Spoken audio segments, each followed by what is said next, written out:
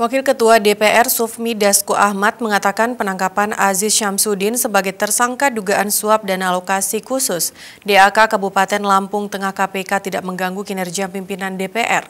Untuk sementara waktu tugasnya akan digantikan oleh pelaksana tugas yang akan disepakati secara bersama.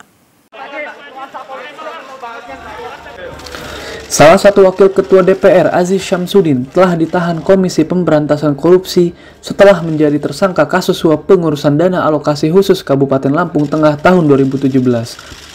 Hal itu mengundang pertanyaan tentang bagaimana kursi kosong yang ditinggalkannya.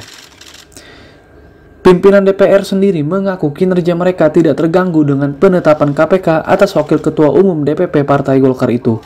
Sufmi Dasko Ahmad yang juga sesama Wakil Ketua DPR mengaku kerja para pimpinan Dewan akan tetap berjalan seperti biasa tanpa kehadiran Aziz.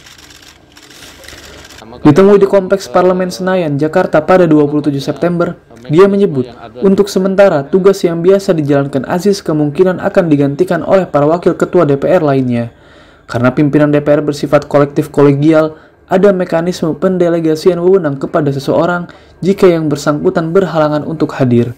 Sementara yang bersangkutan tidak bisa menjalankan tugas, maka biasanya disepakati pelaksana tugas.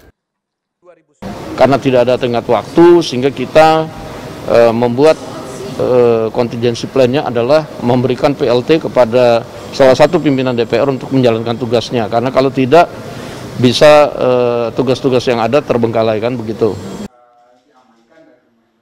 Mengenai mekanisme pergantian pimpinan DPR sudah diatur dalam Undang-Undang Nomor 17 Tahun 2014 tentang MPR, DPR, DPD, dan DPRD atau lebih dikenal dengan Undang-Undang MD3, di mana akan diserahkan sepenuhnya kepada partai asal serta akan dibahas dalam rapat pimpinan, badan musyawarah, dan paripurna.